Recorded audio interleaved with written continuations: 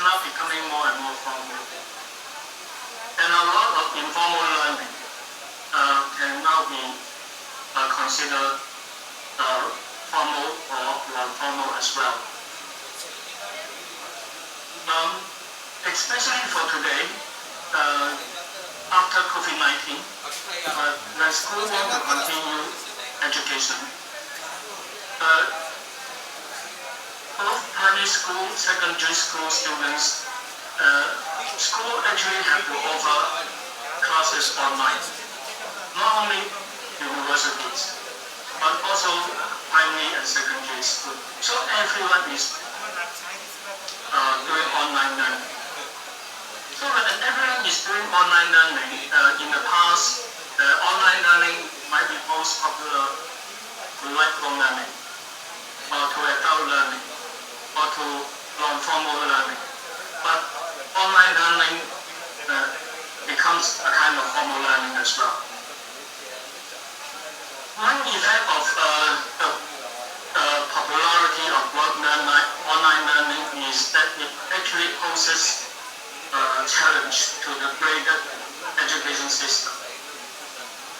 We divide the education system currently according to primary, secondary, and university. And we further divide them into lower primary, upper primary, lower secondary, upper secondary. And textbooks and study guides are written according to the grades, the grade level of the student, thinking that if they are primary one, they should need easier textbooks, and for primary 6, it must be a bit more difficult. Likewise, for secondary one, they should begin with something very straightforward and simple. When they go to primary 5, primary 6, especially sitting for university exam, they must study very difficult. But because of the increasing significance of interactive learning, self-directed learning, online learning, and project learning, when students are doing projects, they have to search materials online. And when they are looking for materials from online, they will come across literature, writings, or any kinds of material actually not written for them, for their level or for their grade. As a result, many children are reading materials of very high levels. Maybe primary students can even they have an opportunity to come across university reading material. And second is students are of course closer to university level, and they may also need university or materials meant to be read by the university students. I want to share an experience here because I'm sitting on many judgment panel for finding was that the primary students do projects on almost university topic. Once I was sitting on a judgment panel for primary 6 project learning, and we have come across projects studying one-child policy in China. Studying setting up a traditional Chinese medicine school in Hong Kong, and studying a railway system in China. So, how do you feel when you are when you see that the primary 6 students are looking into the topic of one-child policy in China? Normally, at what level do students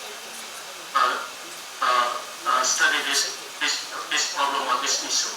This used to be a university topic, but now primary students are doing it as a primary school project.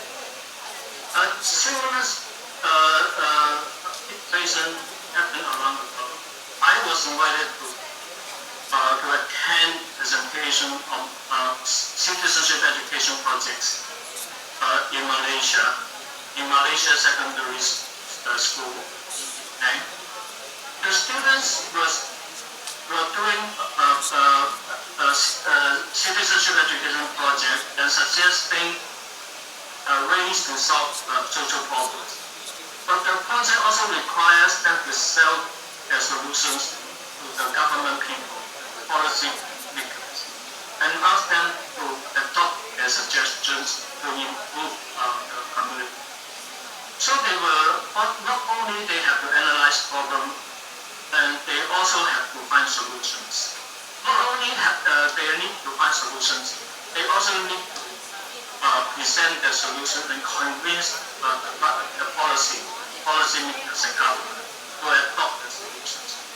So it is a very high level learning activity, and even aiming at having impact on policy making. But this was done by the secondary students. And after the presentation, the students were sitting in front of the audience. Actually, the audience are all professors in the area of civic education. And we ask questions, they answer questions. We ask questions, the professors ask questions as if they are students, and the students answer questions as if they are professors. And I was really shocked when I was doing the judgment panel, or when I was attending those kind of students' presentation by secondary students. So what I begin to ask, what is the meaning of grade? So there seems to be a disruption towards the grading system because of the changes in pedagogy, and also because of the popularity and proliferation of online learning. And a third learning is the institution belonging is not as important as in the past. When I was teaching in Australia, actually the universities, they do not admit students only from their own region. They admit any students from anywhere in Australia or outside Australia. And many Australian universities actually remove the requirement for residence. That means they don't need to stay in the campus. And by removing the campus residence requirement, actually they can admit students from anywhere. I was teaching at Sydney University in 2007, and it was about 15 years ago. At that time, the online technology was not that great, but my master program actually was sent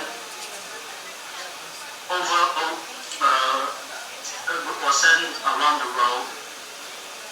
We compile all the reading lists in the DVD, and then register students from different parts of the world.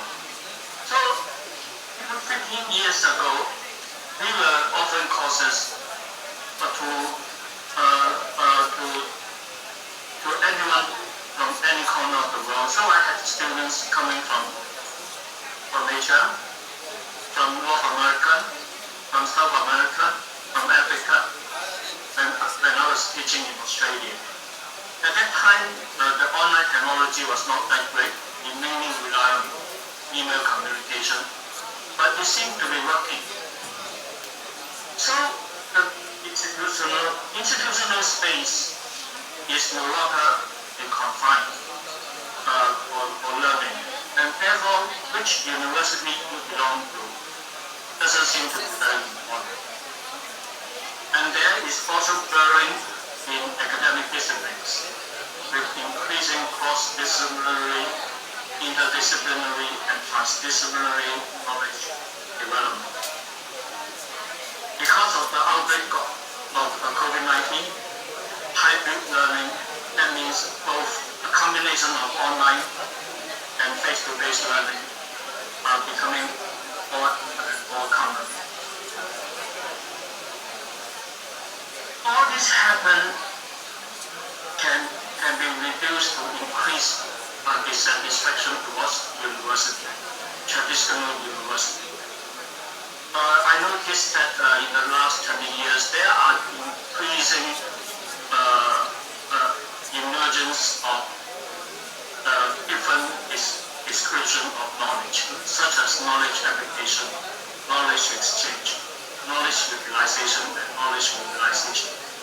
And all these terminologies actually is pointing at dissatisfaction towards university knowledge, which does not serve the fast-changing economy, and also the new kinds of workforce skills that the industry and the economy needs, particularly for institutions. University used to be the authority of knowledge, but this knowledge is now being challenged. And also, in the past, university is almost the only institution that provides knowledge. Ernest Boyer, when he wrote a book on scholarship in particular, already challenged this idea. According to his book, he said scholarship and knowledge can be generated by basic research, which is the traditional function of university, but also by integrating different disciplines. Now we call this interdiscipline, multidiscipline, and also clinical practice. That means if the medical doctor in the process of practicing medication help, they can learn in the process of the practice. This applies to social workers and lawyers as well. And even teaching can produce knowledge because under the influence of constructivism, knowledge building is now expected to take place in primary and secondary classroom. Most importantly, now the root value of knowledge is no longer defined by the university. It also depends on the endorsement by stakeholders. And there is a growth of significance in youth-inspired research. We can see lifelong learning extension arms of universities are growing as well. Actually, the extension arms started perhaps 20 years ago or even longer with a very humble beginning as extramural courses offered by extension schools and unions. And these programs later on more commonly named as professional and continuing education schools. The extension schools began with functioning as an antenna to identify market needs for new emerging skills and provide upskill and reskill courses. But they are marginalized by the mother unit, thinking that they are not academic, they are practice-based courses. But the extension schools are growing in number, growing in size, and they began to compete with the mother university because the popular programs has large enrollment and they even offer degree programs. Let me show you some examples. This is the Harvard Extension School. Harvard has about 11 schools, and this is one of the schools in Harvard. Look at the list of the courses they offer. The extension school offer undergraduate degrees and graduate degrees, that means postgraduate degrees. In Asia, let's look at Hong Kong, University of Hong Kong. The space is the School of Professional and Continuing Education School. Look at the course list. It is almost like University of Hong Kong. And because of the name of the University of Hong Kong, a lot of people who cannot enter University of Hong Kong would enter space at the University of Hong Kong because space offers bachelor, postgraduate degree, bachelor's first degree, postgraduate degree, master's degree, doctorate degree, and executive degree. So, as you can see, the extension arms now become formal degree awarding institutions. The current debate about the university, it seems the dissatisfaction toward university is ever increasing. And many people say university seems to be outdated. Do we need university anymore?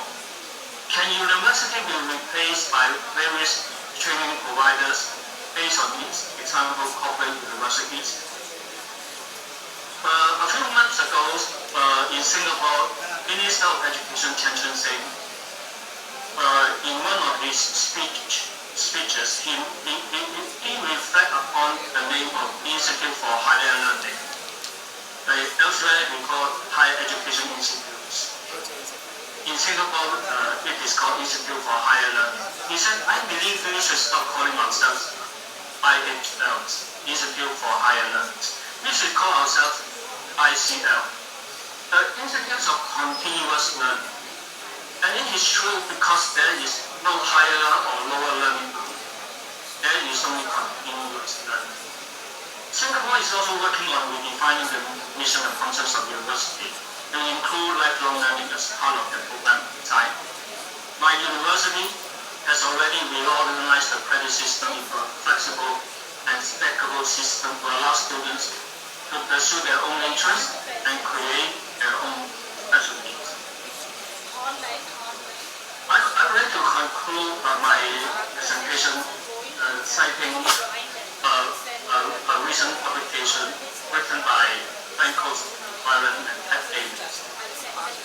And they, in their paper they call for establishing lifelong learning university. And they appeal to university to think learning time and space inside and outside the university, and to implement policies supporting different kinds of learning, informal, non-formal, and formal, promoting learners in emancipation and responsibility. Hybridization, diversification, and expansion of learning spaces, and diversity of learning rhythms, ownership, and slowness of learning time, all are essential.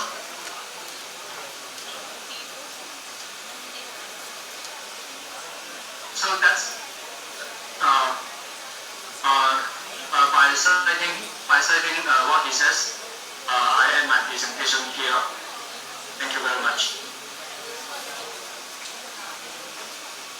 Thank you, sir. Thank you, sir, for a nice presentation.